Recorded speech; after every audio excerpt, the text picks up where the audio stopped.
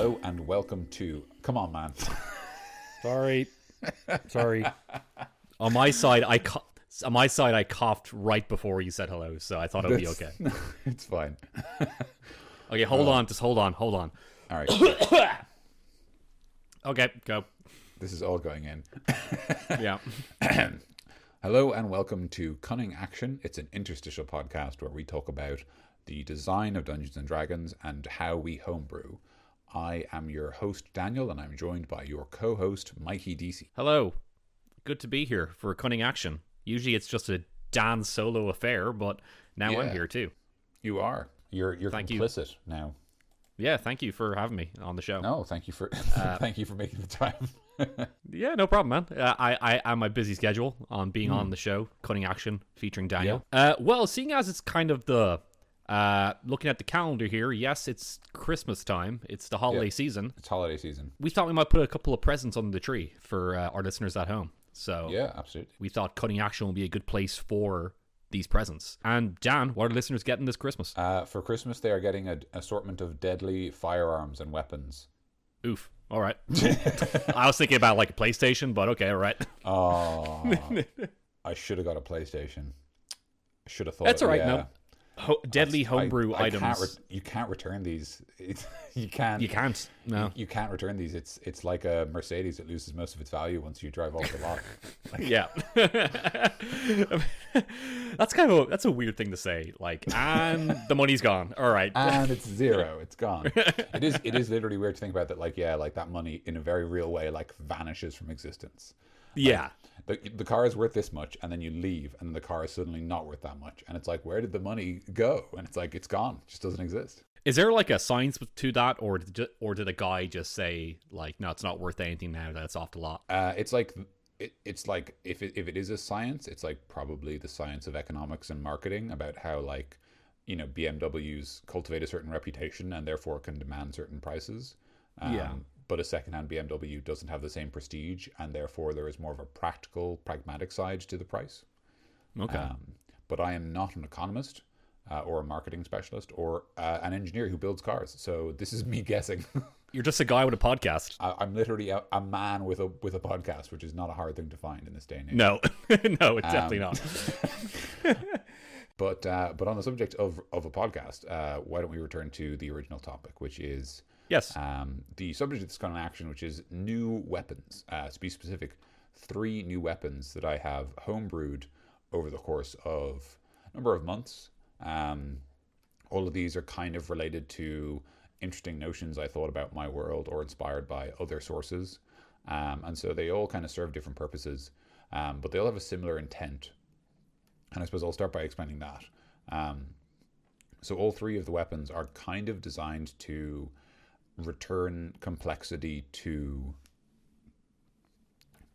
martial characters in some way.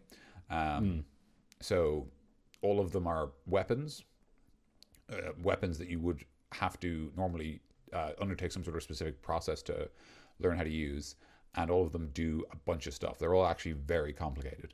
Like these weapons are probably more complicated than a number of like magic items. Like I mean, they almost are magic items in a very like in a real way, like in the same way that a firearm can be considered a magic item because of how powerful it is. Yeah. These items could be considered magic items because of how complex and how many more options they give you. But the purpose of them is just to let just basically let the people like the fighter or the ranger who focus, or even the paladin, the barbarian, the rogue, people who focus on using weapons to do things in battle, letting their weapons do lots of new things. And it's kind of like giving the weapons. It's like whoever holds these weapons, you're giving them like the battle master maneuvers. Really. Yeah. Because I kind of really realized that because recently for Daniel's game that he's DMing, I have made a battle master, and I have one of these weapons, and that we'll talk about that when it comes up. But having one of these weapons and having a battle master with all these maneuvers, I just have more maneuvers with these weapons. Yeah. But we'll kind of talk about that more when we actually get into that certain weapon that we're talking about. But it's just more things for martial characters to do instead of just attack. Like I attack and I attack again this turn, and that's all I do. All right, next person. You know, Yeah, I attack, or like I shove, or maybe I grapple, but like, and you can still do all these things, but the idea is like these also give you something else to do. So why don't we start with the weapon that your character has, Mikey? Because that's first one alphabetically. it is. So what's it called? It's called the Blast Blade. Will I read out the little document that you gave me, Daniel? Absolutely, please. I shall do that. Blast Blade. The Blast Blade is a specialized sword enhanced with a black powder canister. The hilt of the weapon incorporates a trigger for firing the black powder charge. The Blast Blade has the following profile. Blast Blade costs 200 gold pieces. It's a D8 slashing damage. It weighs 10 pounds. And the properties are heavy, special, and versatile, giving you a D10 when held two-handed. So before we go into the nitty-gritty of this, Daniel, where did the Blast Blade come from in your head? So the Blast Blade came from, I feel like it basically came from Jetstream Sam, the Metal Gear Rising character, but I feel like it came from them subconsciously because I haven't actually played Metal Gear Rising. I was really just thinking about like the natural conclusion of if you wanted to sort of have a sword gun, like what would it do? Like what would the benefit of like incorporating like a gun effectively into a sword? And I'm like, well, if you know when you fire a gun, there's a recoil. So like if you made a weapon that specialized in like using the recoil to basically make you attack faster, that would probably be kind of useful. But then of course you're doing that means presumably your sword has like gunpowder in it. So like, hey, what other stuff can you do if you've got like a big sword full of gunpowder? And so I kind of from that devised like 4 different basically special attacks that the Blast Blade can do. Other than that, as you might be able to tell, because it's a D8 slashing weapon that's versatile, it's inspired from the longsword, so it can be wielded in one hand or two hands. And then it has the heavy property just because I figured it would be kind of weighty because of the size of it. And then it's 10 pounds, and weight doesn't tend to matter, but it is technically heavier than a longsword if that ever mattered for a campaign. Yes. I feel like making it heavier is kind of part of the quote-unquote cost of the weapon, but not in a way that's meaningful most of the time. Just to give the kind of the image in the head of the Jetstream Sam idea, in the game Metal Gear Rising, this character, he's like a cyborg samurai kind of mercenary character, and he has a katana. And you know, like with samurai characters in media, they have like the Ei Jutsu, where it's like the art of unsheathing the blade, and the quick draw, where they have it sheathed and then they kind of take it out. This is like a futuristic version of it, as you kind of explained, Daniel, like where he kind of pulls a trigger and it shoots out the sword, and he catches it in the air and then slices with it by using the recoil and the shot. Exactly, yeah. And that's basically, without you even ever playing the game, you have made that sword into this with a couple more different attacks in there. Yeah, too. with a bit of sort of, with the intention being that like it's able to do everything you can kind of think of that the weapon would be able to do. Yes, and another kind of a mainstream anime idea as well would be, I guess, an Attack on Titan. They have something this as well. Yeah. They have those like blades that they can shoot out as well, and kind of. Yeah, I always think of is it like, are they safety knives? Is that what they're called? Like the craft knives? Yes. Whenever I see I always think of them instead. But yeah, that's also true. Yeah, the kind of idea of like they're in this like holstery thing that you have at your hips and you kind of launch yourself with them. Yeah, that's fair as well. Yeah, and maybe the gun blade too, but that's just a gun blade from Final Fantasy. But that also has like you pull the trigger at the right time and it's and more powerful. Cool happens. Yeah, something cool happens. Yeah. Well, I mean, like that's basically like that's the fantasy in some ways. And yeah, but how about let's just hop straight into this. I'll read out this one. I'll continue to. Yeah, so the Blast Blade contains 1 black powder charge, 5 gold pieces per charge, and you can pull the trigger to expend the charge to perform one of the following special attacks. So we have 4 special attacks here that Daniel has devised. Quick Slash. You pull the trigger as you attack, granting yourself advantage on the attack roll. That's cool. So that's the classic like Ei Jutsu. You pull the trigger and it's faster than it would be normally, and so obviously your opponent is thrown off guard by that. Yes. And that's very cool. The power attack, you pull the trigger to enhance the strength of your blow. The weapon attack deals 2d8 slashing damage or 2d10 if wielded. Wielded should be if wielded in instead. 2 hands, but it says or if wielded hands instead, which is I don't know where that came from. Yeah, I do like if wielded hands instead. That's good, but it's not correct. If it wielded, I feel like I thought I was reading like an actual D&D book here, and I thought that's what they meant to say. So yes, no, it should be or 2d10 if wielded in 2 hands instead. And we were talking about this the other day when my character uses attack. How Yeah, do you yeah. wield it with two hands if you're pulling a trigger on the sheath and you're Yeah. taking it out with one hand? So my thinking is either the two-handedness represents that one hand is holding the sheath, and so you're still committing two hands to the attack. And if you think about the idea that like not two-handing it would be like you pull the trigger and then your other hand has, say, like a dagger or a shield, right? Yes. But if you think about the idea that like if you're using two hands, really you might be committing one hand to holding the sheath in place to better balance yourself, or alternatively, because there's no requirement that the blast blade is at your hip, if the blast blade is over your shoulder, you could obviously put both hands on the trigger on the grip and then kind of pull it down overhead on top of someone as you attack. Or you can just hold the blade with the handle and have the sheath still on it, but it's not on your hip or on your back or anything. You just have it held up, and you pull the trigger, and the sheath blows out, and you still attack, but the sheath would fly away or something. But that's another attack here. But that is another story. That is indeed. But that's a cool way. Just more damage. That's a power attack, as I think we talked about before. Not on this show, but just in real life. Power attack's kind of a classic fighter attack. Yeah, it's a real classic bit of like D&D fighter ability is like power attack was always like you give up some accuracy to deal more damage. And strangely, it's not a maneuver the Battlemaster has access to or seemingly any other class in the game. So I kind of took the name for this ability because I felt like it was appropriate because just an attack that deals lots of extra damage. Lots more power, as it were. A lot more power. Kono power. Number 3, Flare. Choose a creature within 15 feet. The creature must make a dexterity saving throw versus 8 plus your proficiency plus your dexterity modifier. So you have a save there.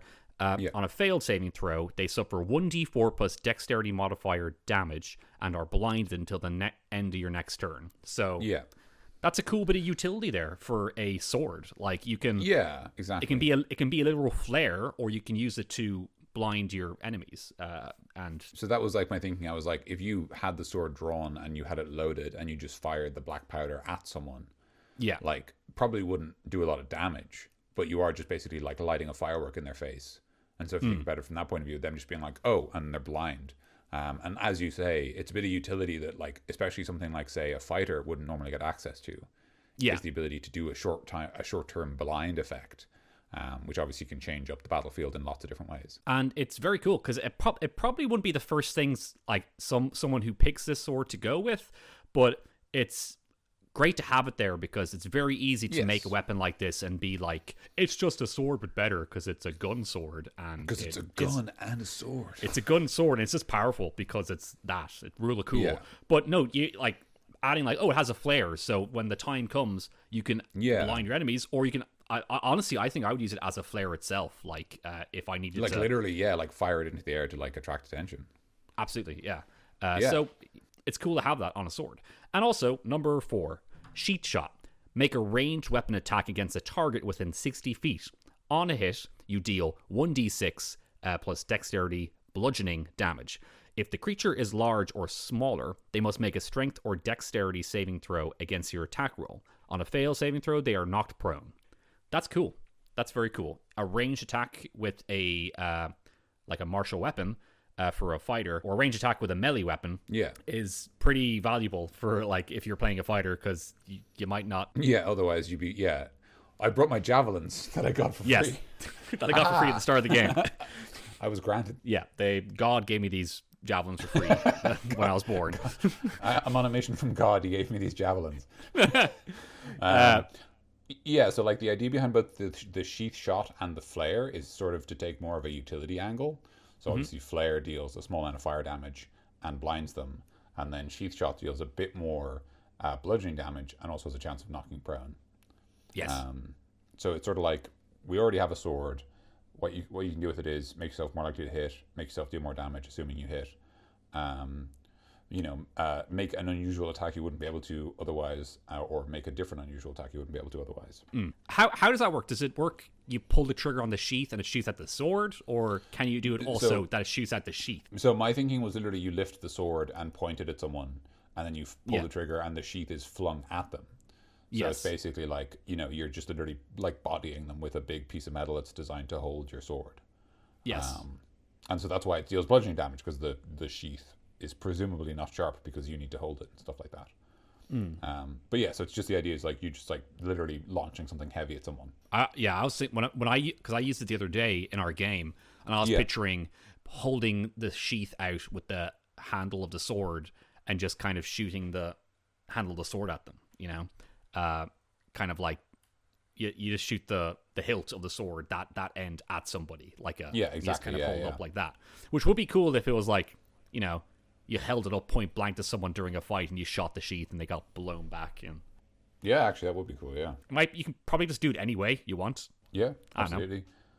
Yeah, I mean, like, yeah. So it's weird. Like originally, sheath shot, because the idea was like you fired the sheath of the weapon at them. That like it would say it had rules about like how, the cost of replacing the sheath if you lost it or whatever. And then I kind of felt like all that stuff was probably unnecessary as rules text. Right. So like I think so like for example, like in the fight yesterday, you went and picked up your sheath after you fired it. Yeah. Because it was within reach and you were like, oh, I'll walk over and pick it up because that's a sensible thing to do. Yes. But like I would sort of say like if you presuming that it's still on the battlefield, if you can't recover it, during the fight, we can assume you've recovered it after the fight. And it's only like if you've launched it off a cliff or something that it's like, yes. Okay, well, you need to spend like whatever 10 gold to get another one. But even still, like there would be very little point in making the sheath like really expensive or whatever. So yeah, so I just left it as it's just implied that whatever part of the weapon you fired at someone, you probably need to go pick it up before you can do it again. Absolutely, yeah. But like if someone was like, I'm gonna buy 10 sheaths before the battle, I'm gonna swap my javelins for extra sheaths. It's like that's man, you live your dream. You do you, but like who's selling all these blast blade sheaths? Yeah, like... I just want sheaths. Yeah. What? A lot of good money in sheaths. We don't make them separately. It's not. That's not how this works. So the blast blade. Yeah. So that's the blast blade. Yeah, I'm pretty happy with how it's overall functioning. I mean, it's very straightforward as a weapon. So something that I think, one thing I'll just mention is like this weapon and the other two weapons. There's sort of like there's sort of prerequisites you have to meet to be proficient in them. So like the easy thing to do is like take the weapon master feat and you can learn to use any weapon, so that's fine. But assuming you don't take that, you generally need to like have done something that taught you how to use them. In Pathfinder it was called exotic weapons, and the idea was basically that so there was like simple, martial, and exotic, and no one knew how to use exotic weapons by default, and everyone had to learn how to use them like by training in game or taking feats or stuff like that. And so this is a similar vein where like, this weapon is maybe a little stronger than a longsword, but to compensate for that, you have to go and learn how to use it somewhere. I know, like, because I saw a lot of homebrews just online of exotic weapons, like, what's that, like, ball on a chain, kind of. Spiked chain.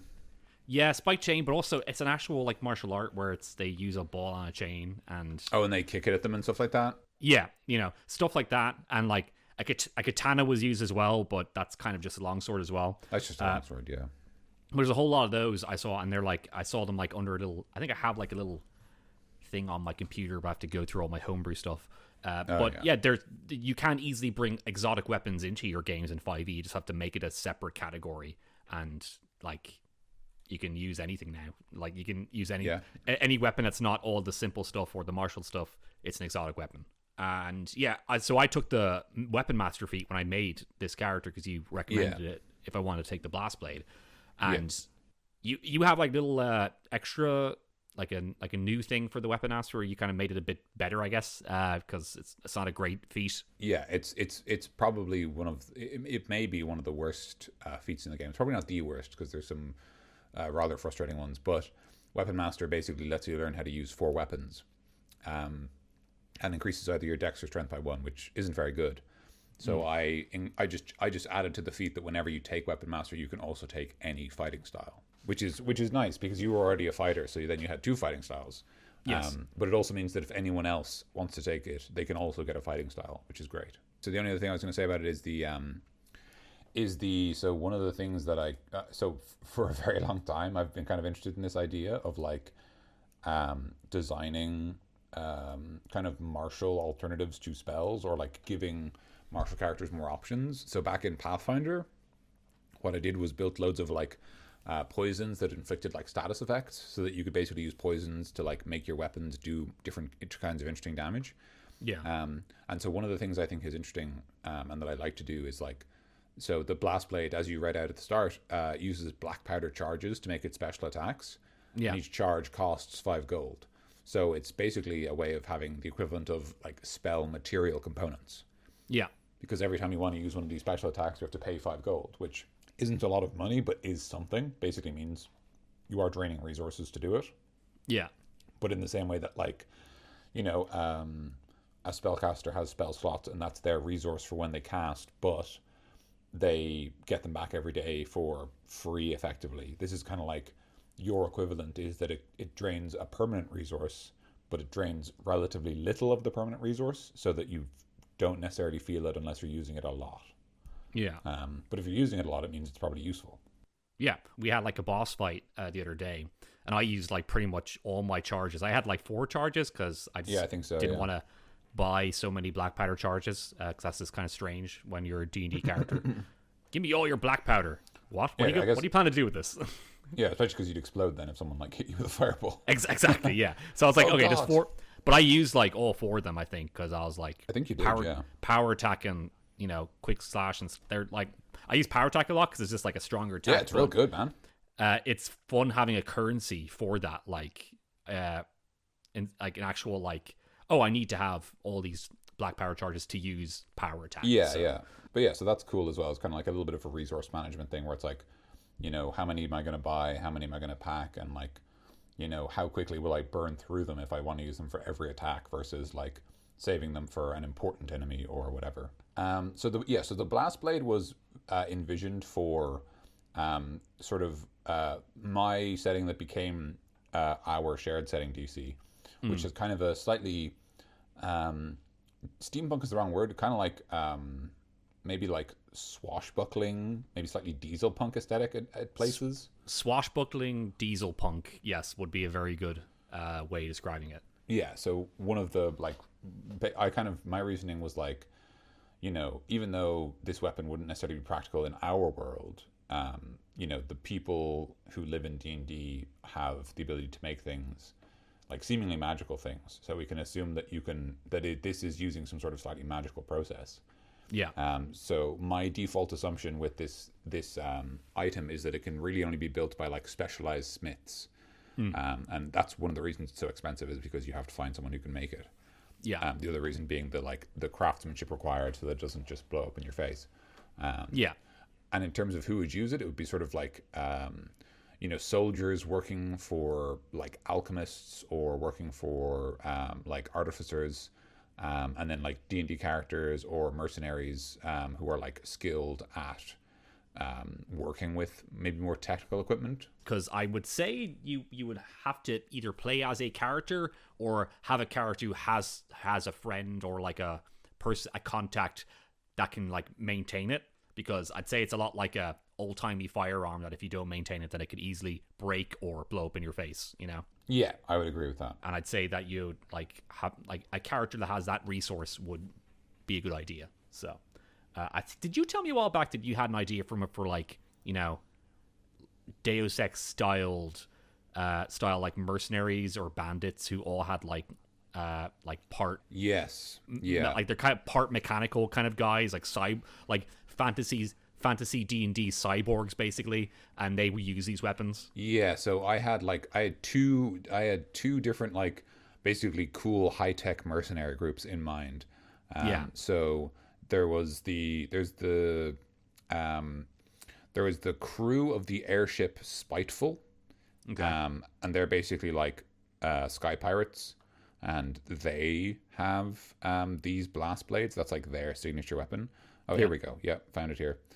So they're called the Scourge of Vesca, and they're the mercenary crew of the airship Spiteful. And the blast blades were going to be like their signature weapon. Yes. But that doesn't mean that they're the ones who use it. It would really more be the case that like, because in my head, I don't think the mercenaries made the weapon. I think they just wield it. Yeah. So I think it's more like they're like specialized soldiers, and that's part of their reputation that they have these special weapons. Yes. So they might have blast blades with more powers than the one we have here.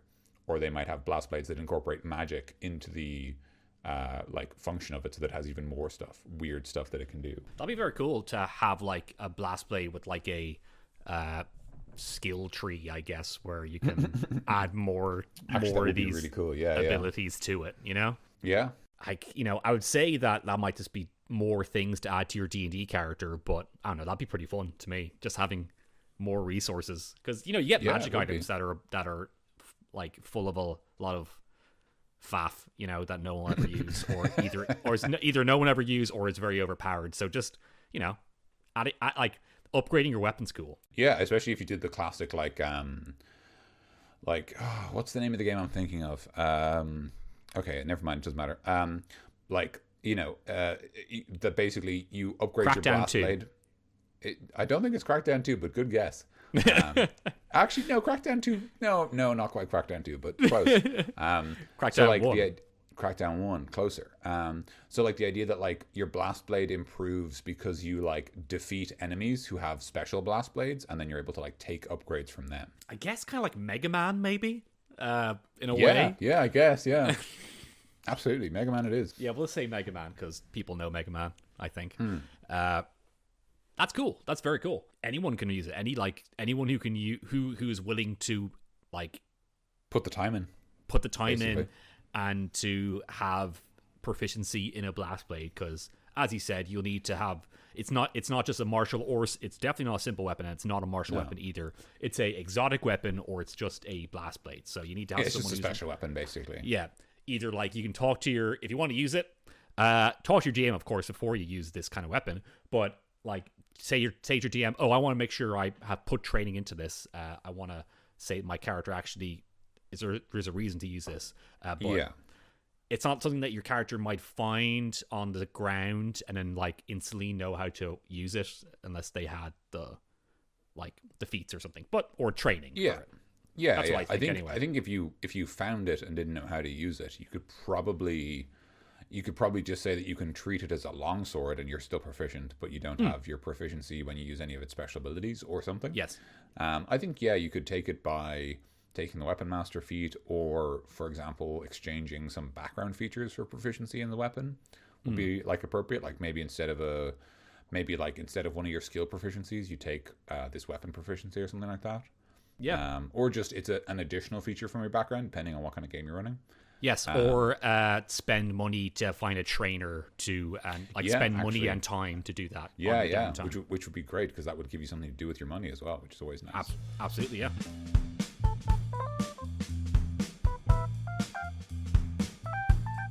Two more things to go with. So, Daniel, do you want to go in with the next one that we have? Yes, absolutely. So this is probably going to be the shortest of the three. So this is the gun lance.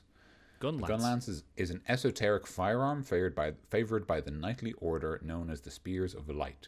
The gun lance is suited for doing battle with monstrous creatures while mounted. The gun lance has the following profiles, each representing a different attack. So here it has two profiles. So gun lance and gun lance ranged. The gun lance costs 350 gold pieces. It deals 1d6 piercing damage, weighs 15 pounds, and it has the heavy and special properties. But it also has a ranged attack with range 50, 150. When it's a ranged weapon, it also has the loading property. And finally, it has the special property because it can make a special attack, which is a cone burst. Each creature within a 15-foot cone must make a dexterity saving throw against DC 8, plus your proficiency bonus, plus your dexterity modifier. On a failed save, they suffer 1d6 plus 1 fire damage. I know where you got this, but where did you get this idea? I got this idea from Monster Hunter. Because it's just a weapon in Monster Hunter. Really? It's a weapon in Monster Hunter. And it's cool. It's a gun lance. Once again, going with the, let's get a weapon and put a gun on it, and then that's cool. Yeah. So the gun lance in Monster Hunter was my kind of favorite weapon when I played Monster Hunter 4. Yeah. In the context of Monster Hunter, the gun lance is basically... It's more like if you folded a lance and a shotgun together. So it's sort of like its shot effectively is actually like a short range burst. Yes. Which is where the burst special attack comes from. But because I figured I was making this thing for D&D anyway, I thought it really made more sense for it to kind of basically act as both a lance, sort of rifle, and a shotgun. Yes.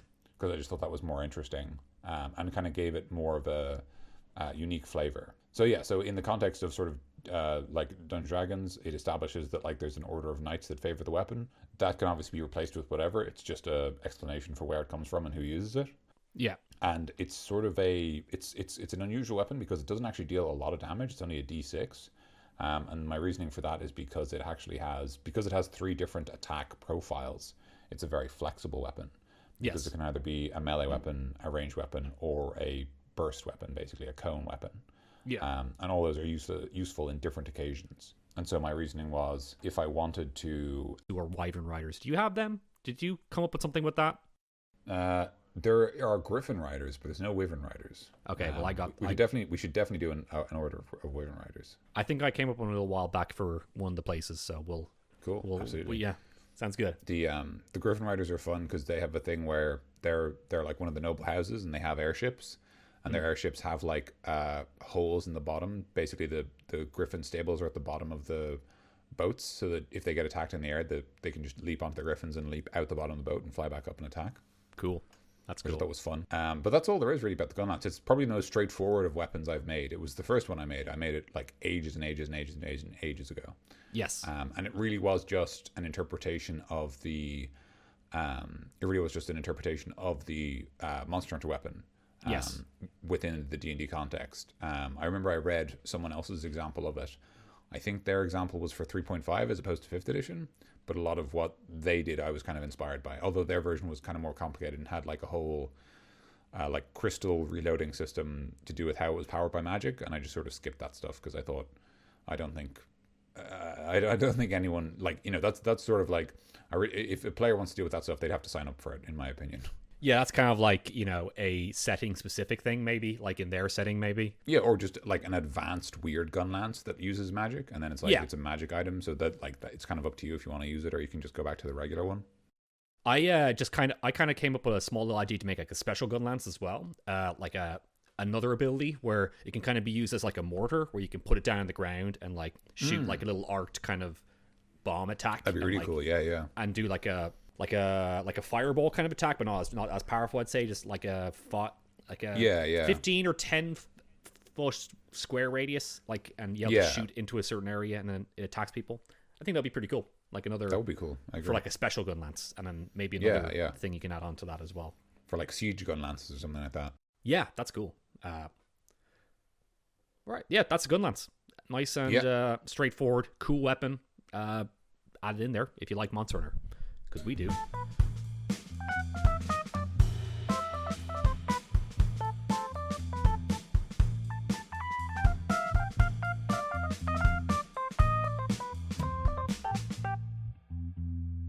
I'm going to go to the next one because this is a long one. This is a lot of stuff in this one. Very specialized weapon, very high concept, very Daniel. Yeah, I like it. So let's fair. do it. It's the trap bow.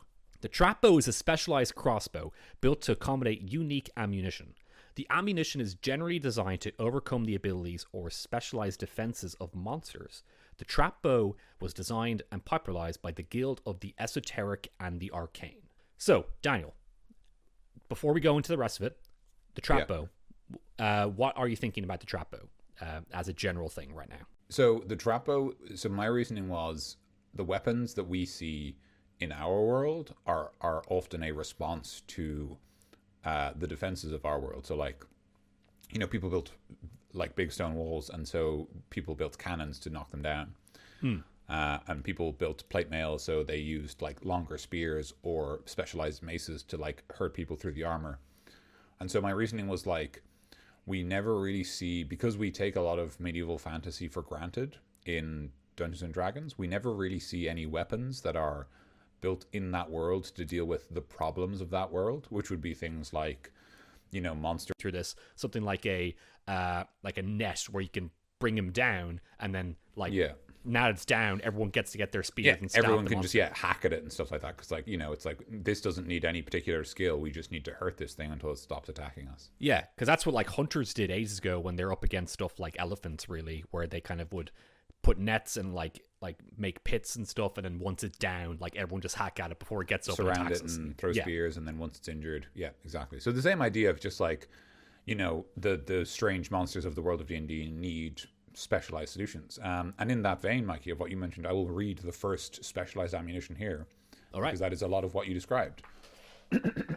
So this is the taker. Takers are the most common form of ammunition utilized by trapos. Takers are two heavy weights, most often iron or hardwood, linked by a thick chain. Takers are engineered to replicate a spinning motion when fired. In this way, takers act like massive bolas designed to bring down monsters. A creature hit by a taker is restrained until it is freed. The creature can use its action to make a strength check, freeing itself or another creature within its reach on a success. The DC for the strength check and the maximum size of creature the taker can be used on against it is based on what kind of taker is used per the table below. There's a table below, we'll get to that. If taker is used against creatures smaller than the maximum size, they can instead use dexterity acrobatics to free themselves. Dealing non-poison, non-psychic damage to the chains in excess of the value on the table breaks the chains and the creature is freed. The AC of the chains is equal to their strength check DC. So there are 3 different takers here, and the idea is that they're designed to take down different monsters. So there's warg takers, which are designed to take down medium creatures. They have 12 HP and a DC check of 13. There are troll takers, which are built for taking down larger creatures, and they have 17 HP and a DC of 14. And then there are just fell takers, which is for taking down anything that's huge. They have 25 HP and a DC of 15.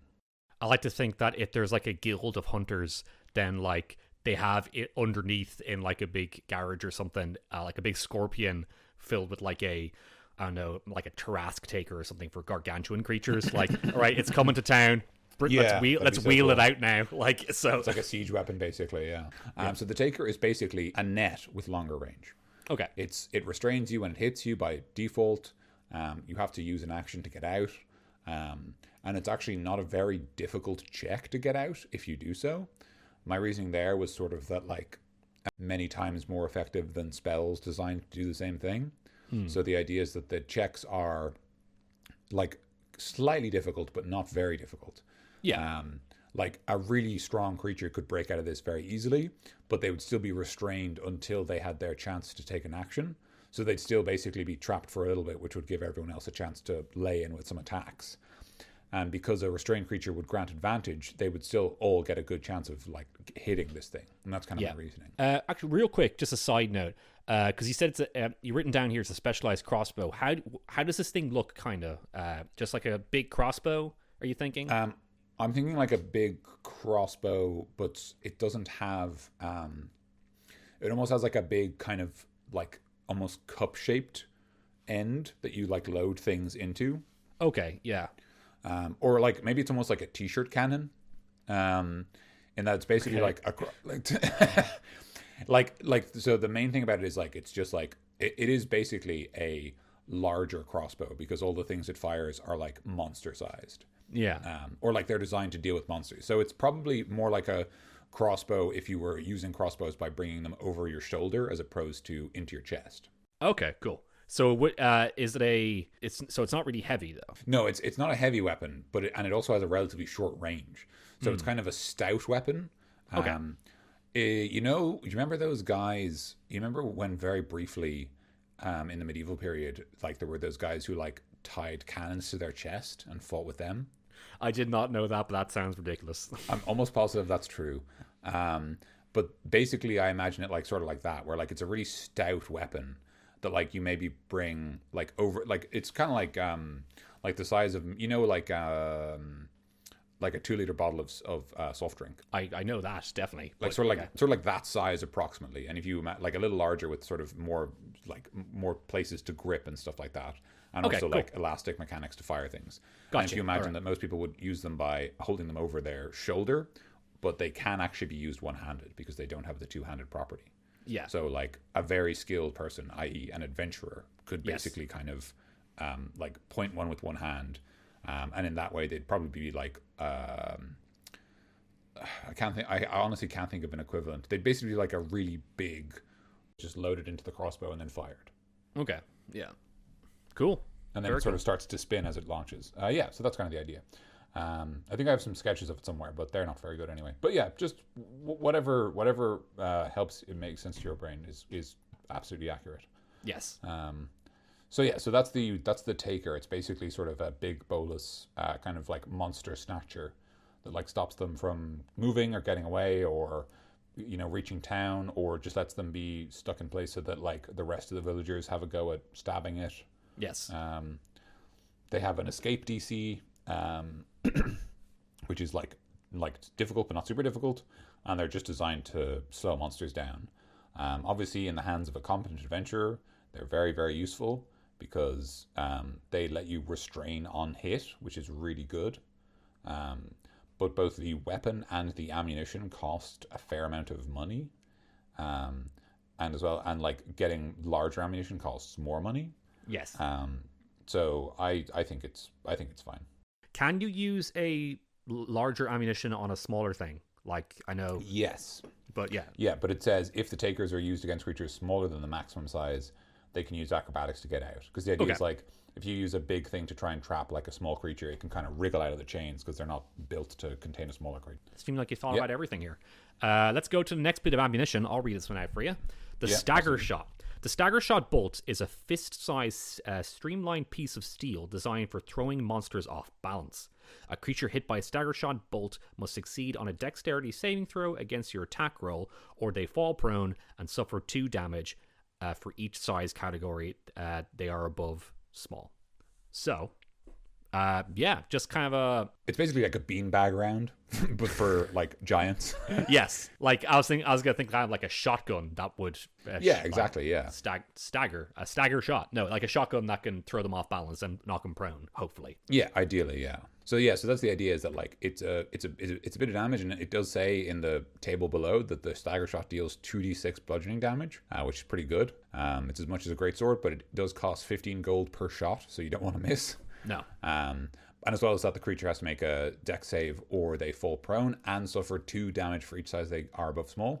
So that's a way of making it clear that it's better against larger monsters. There'd be no mechanics for suggesting that. Yes, knocking them prone knocking big creatures prone is a good idea, so it kind of makes sense for them to make this exactly. Piece of ammunition. It's like, how do you fight something that's really big? It's like, well, if you knock it over, it doesn't matter how big it is, it's still on the ground, we can hit it. If we knock it down, we get advantage.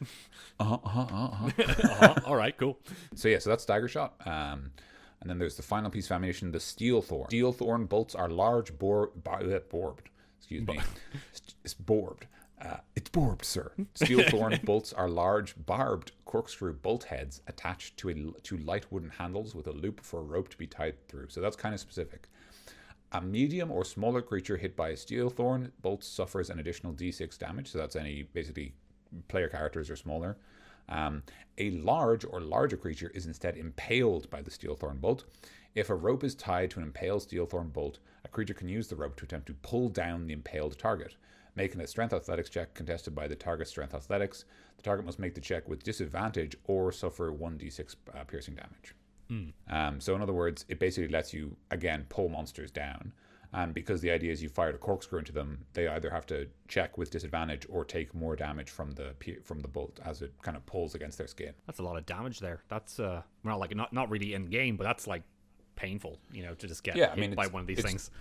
Yeah, it's 2d6 when it hits you, and then an extra d6 when someone tries to pull you over. Yeah. And of course, the idea is that, as you hit them with steel thorn bolts, and assuming there are ropes tied to them, you have multiple ways of like pulling down this monster. And unless the monster does something to get rid of them, it continues to be covered in more and more of these bolts and giving you more and more chances to knock it over. This is a very cool weapon to give like a ranger, I think. That is actually a really good point, Mikey, and something I was going to get to.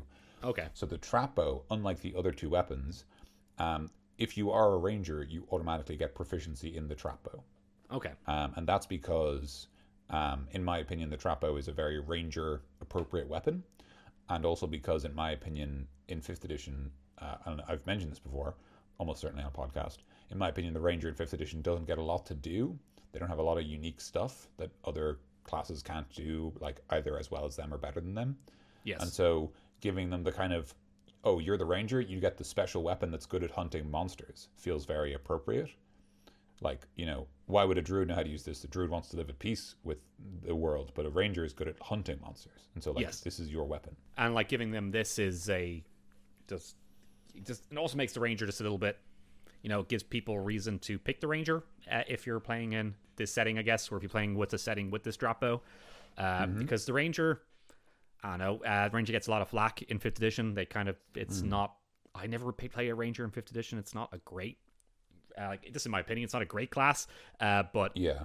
I think just having a little thing to give them, like, oh, you get this for free, and then you get to, you can probably just get one at the start if you want, then it's cool. I think it's a little bit of an extra present to give them, you know? Yeah, exactly. Like, that's the idea. It's like, like, the Ranger's not so bad they're unplayable or anything like that. Oh, yeah, I just absolutely. think they're the Yeah. kind of class where, like, people are like, oh, I don't know if I really want to play a Ranger.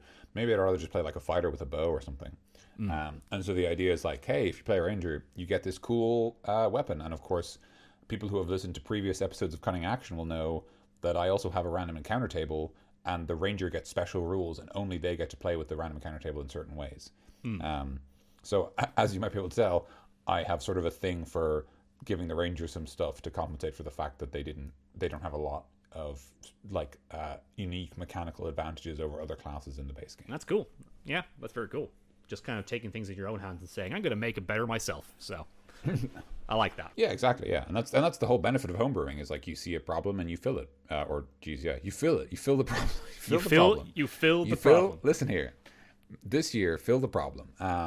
Yeah, you see a problem and you fix it. You try to fix it, or you figure out what can you do to make the problem less of a problem. So, in 5th edition, the Rangers' problem is that they're supposed to be the best at exploring and hunting monsters, but that's not necessarily always true, because a lot of other classes can deal as much damage as them, and exploration doesn't really have a lot of risk in it, so it's not a big deal. So, like, okay, well, they're supposed to be the best hunting monsters, so let's give them a rule where if you're randomly encountering monsters in the world, the Ranger can do something about that, because they're the best at they're the best at dealing with that. Or here's a cool weapon that's built for hunting monsters, and anyone can learn how to use it by taking the weapon master feat, or again paying someone else to teach them how to use it. But the Ranger gets to know how to use it from the start, because it's a weapon for hunting monsters. It's basically their job. Yes. And so, whatever justification the player needs to explain how they know how to use this thing, the important thing really is that it's another tool they can take.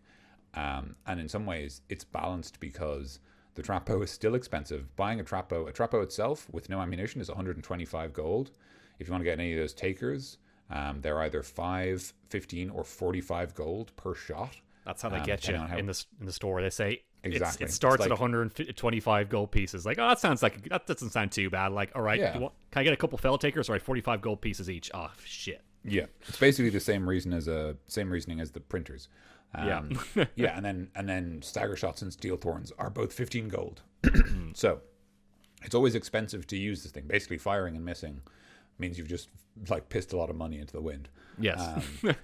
But again, like the blast blade, it gives you something to do with your money, something kind of meaningful that has an immediate, like, oh, I missed with that stagger shot. That's 15 gold. Obviously, you can pick it up after the battle or whatever, but, like, you know what I mean. Like, I've just wasted 15 gold on an attack that did nothing. Yeah. And so, like, that's a very immediate consequence with your money, which can feel, I mean, I think anyway, it can feel good to have something happen and you'd be like, oh, that's a resource. But like, so it wouldn't necessarily be possible to have a trap bow with loads of ammunition at the start of the game in the early levels.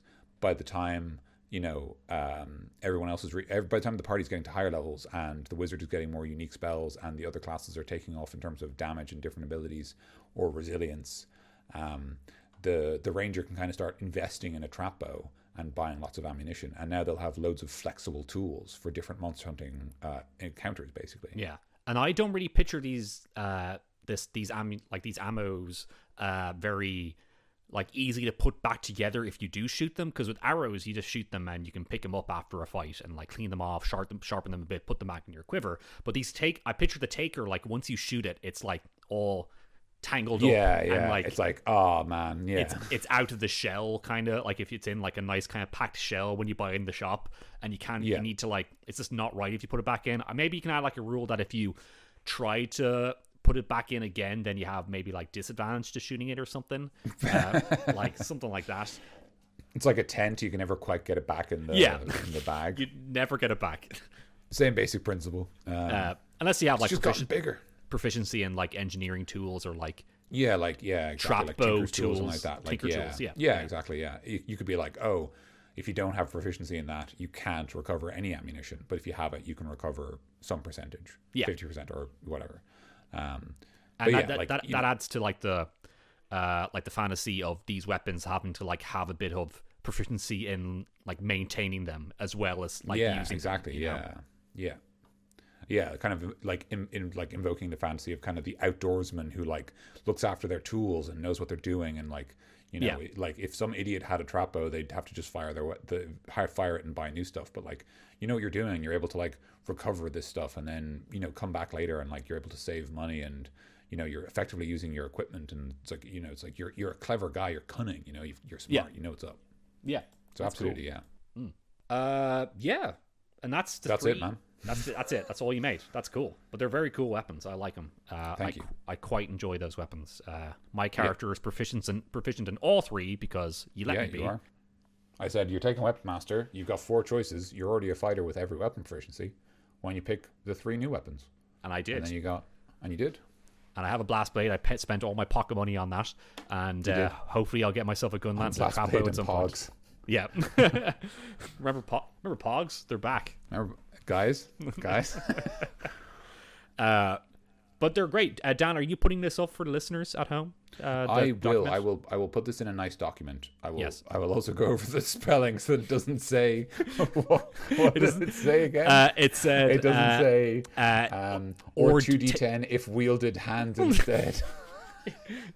I'll tidy that up before. If wielded hands instead is the name of my next album. It's very poetic language, Dan. You know, it's beautiful stuff. So I will tidy it up. I will put it in a nice document, and it will be under the episode on our website, which is creaturesclubpodcast.com. You can find it all there. Yeah, you can download it. You can say these are terrible and never use them again, or maybe not. Who knows? It's your future, man. And if you do use them in your game, let us know. Let Daniel know. Yeah, at Big Bread Dog on Twitter. Yes, that's a great idea. And if you're like, the takers are overpowered, they ruined my campaign, what's wrong with you? That'll be a great Christmas present. That's gonna be an excellent. That's like, I've done my job right. Merry Christmas. Wow, it's gonna ruin his campaign before Christmas, which is like 2 weeks for us right now. Yeah, which is nothing. Yeah, no, it's not gonna happen. Yeah, I don't think they wouldn't introduce them so quickly. But I mean, yeah, I suppose if you are a dungeon master and you're curious about these weapons, a very simple thing to do might be to give them to a villain, just one of them, just an enemy baddie, and see how you feel they work when wielded by a bad guy.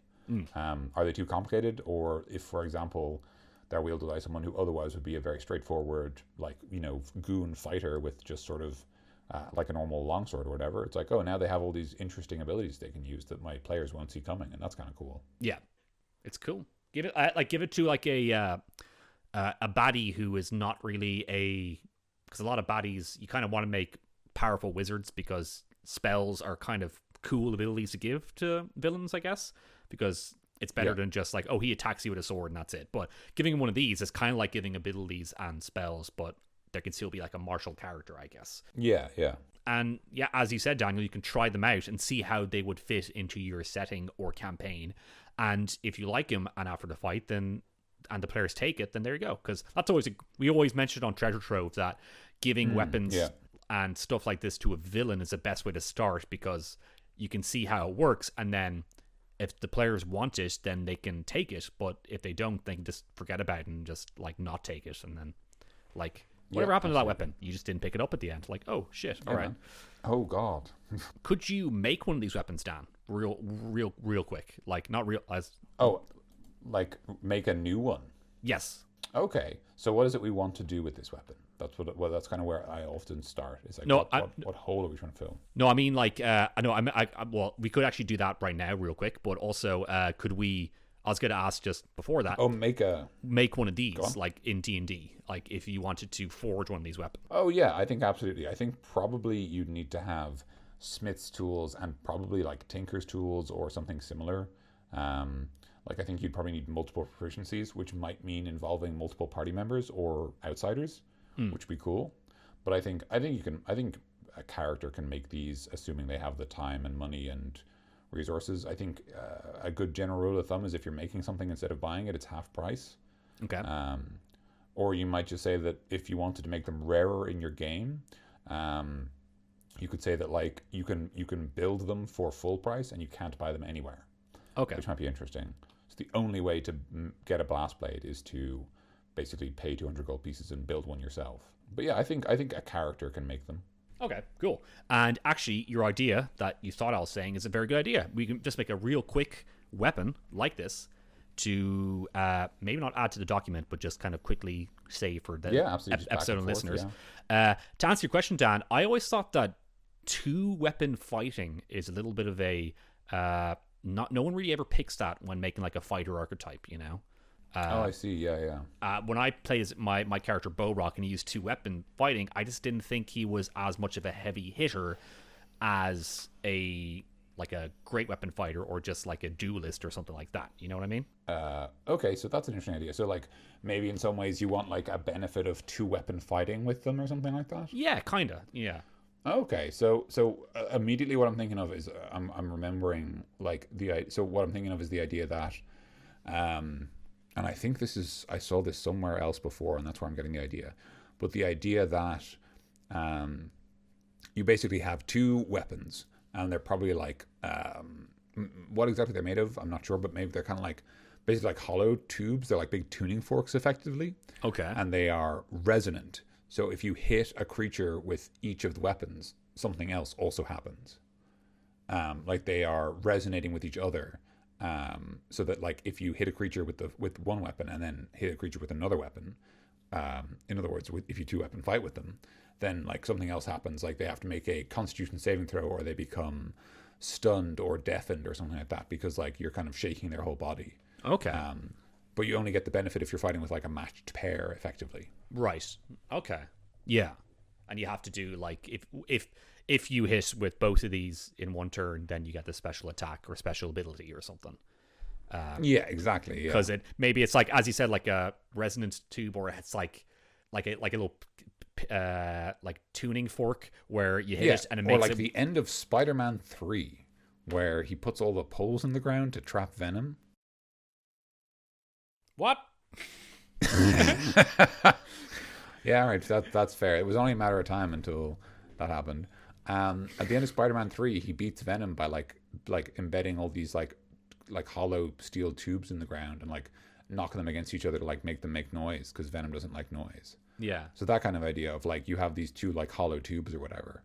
Oh, okay. And like so you can either hit a creature with both of them at the same time, like in the same turn, and something will happen, like they will become deafened, or maybe if they're stronger they become stunned, or maybe they just become incapacitated, or you get some bonus to knock them prone or something like that.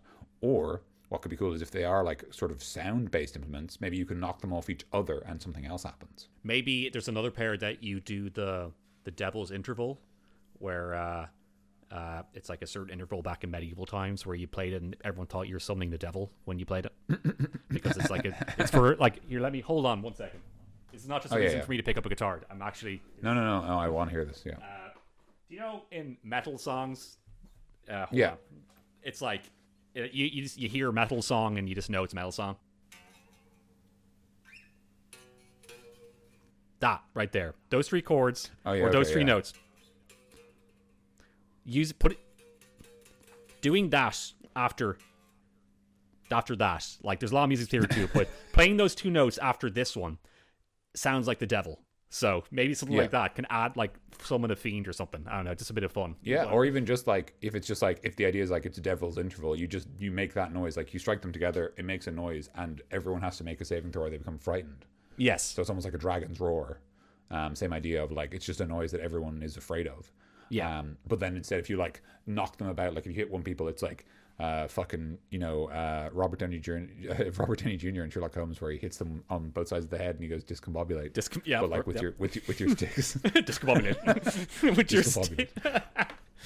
Doing. Yeah, exactly. Yeah. That's cool. Actually, that's a like just pretty much just a weapon that if you use them both, then something happens. But I think the flavor of a musical hollow tube, or like a resonant tube, as you said, or even like a pitchfork, is just a fun idea, Yeah, like yeah. a fun image to have in your head. Like this chap fighting with two tuning forks, just like running at you. Like, dude, I just have a Yeah. crossbow here. What are you doing? What's happening, man? And if you wanted to make them more interesting, you could also say like, oh, a bard can treat them as an instrument for casting spells. So that'd Yes. be cool as well. Very good. So then a bard can have them and just cast spells with them. It reminds me as the Song Blade that was in fifth Yes. edition. No, in fourth edition, but I don't know if it's in Fourth fifth edition. yeah. I don't think I think I don't think they have that in 5th edition, but maybe they do. I feel like they don't, but go on. But it was a sword where you can kind of have like I like the picture was kind of hollow in the not hollow, but like had a bit cut out in the middle that when you swung it, it made like a musical kind of sound. It was pretty much a sword that was treated as a musical component for your bard. Yeah, and there was also like the harp bow that like you could pluck the bowstring as like a harp, and then it would do the same thing, but it was a bow. Yeah, I like to think the song blade's kind of like a conductor's kind of baton, you know, like the Wind Waker as well. A Wind Waker that you can also smack people with. Yeah, so like that's exactly like these are basically they're batons, but they're also like tuning forks or whatever you want to call them. But yeah, so they'd be cool. Like you just throw them at people, and then I think they'd be fun if there was like some sort of benefit for like throwing two at someone as well. Just make them fun thrown weapons. Yeah, and maybe add a feature to let them like bounce back to you or something like that. Ooh, that's cool. Yeah. But that might be another thing. That might be like a weird like boomerang weapon if you wanted to have that. Yeah. But yeah, so something like that'd be cool. Because like you could just make like it's two swords, and if you hit them with both swords, they take like 5 more damage. But I prefer the idea of like it's 2 sticks, and if you hit them with both of them, like they're also stunned or they're also deafened, or like something happens to them that's like a status effect that changes the battlefield. Yeah. And like you can use that strategically. But like especially with something like deafened, because it's a actually that would be cool if it was like you hit them with both and they are like they're deafened and they have to make like all concentration checks with disadvantage because like they're not able to concentrate on the spell because like they are hearing all these noises or whatever. Yeah. Something like that. So like just the idea of like it's more of a status effect thing. So like now you know you deal damage because you're still a fighter, you're still hitting people, but now you're also like, oh well, hang on, is there anyone who it's worth deafening? Is there anyone who it's worth making them like fail a concentration check so that we can stop them casting a spell? Like now I'm thinking about like the battlefield and like what I can do to it in addition to like who I'm hurting and things like that. Yeah. Okay. Cool. So shall we leave it there? Let's just leave it right there. But it's a cool weapon. I like the idea of that. Maybe we might try to write that down somewhere. Yeah, I can try to have it written up before this document goes live, as they say. Either that or something like that, whatever you remember. Yeah, absolutely, yeah. But yeah, if it isn't there, then sorry, we'll get up to you at some point. Keep an eye on our Twitters. Yeah, if it isn't there, you can expect it for New Year's. Yeah. But yeah, thanks for listening, everybody. This has been Creature Club, Cunning Action. Nope. Creature Club. Creature Club's the name of the entire show altogether. Yeah, you know? Creature Club, semicolon, Cunning Action. Cunning Action. Like every show that has one of us is called Creature Club, you know. But yes, no, this has been a Cunning Action episode with me as well, where we talked about the homebrew items of Daniel. So happy Christmas to you guys. We gave you some items. If you liked what you're listening, if you liked what you listened to, consider subscribing to us on whatever podcasting app you use if you haven't already. And if you like us, then, I don't know, consider telling a friend about us as well. That's always the best way to promote a podcast or anything you do online, is just word of mouth. It is so effective.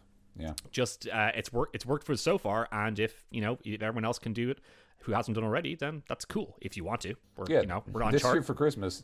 Give someone our recommendation and nothing else. Give someone a podcast recommendation. Wow, what a great present.